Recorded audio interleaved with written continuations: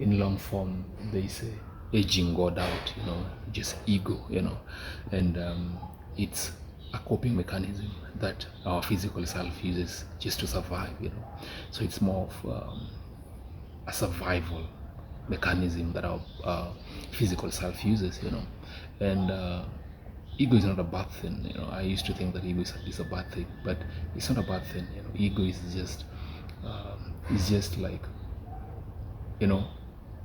our senses. The moment I go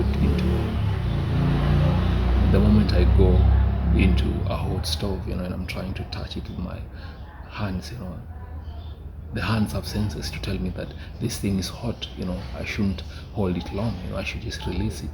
The same thing applies with ego. Ego is just a way that our physical, or our spiritual, is like wanting us to surrender, for it to take over. So when we feel like we should hold on, when we feel like we should, not talk, not do something, we should not believe, that's when we're supposed to be believing, because ego will tell you, you shouldn't forgive anyone. Ego will tell you, you shouldn't make that call, you should make that text. Ego will tell you, that you shouldn't help somebody. That's how ego works, But it's based on what we've gone through in life, it's based on, our experiences. So it's more of, a protective measure rather than,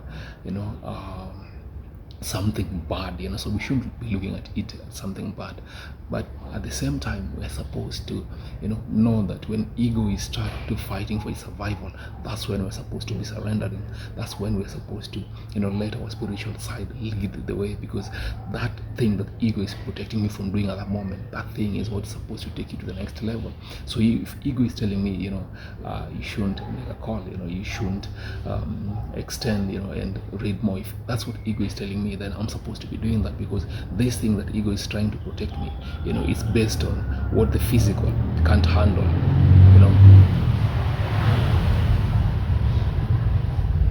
So ego is just a coping mechanism that we shouldn't view as evil, but we should see it as something to take us to the next level. The moment you surpass that, then you're headed towards the best version of yourself,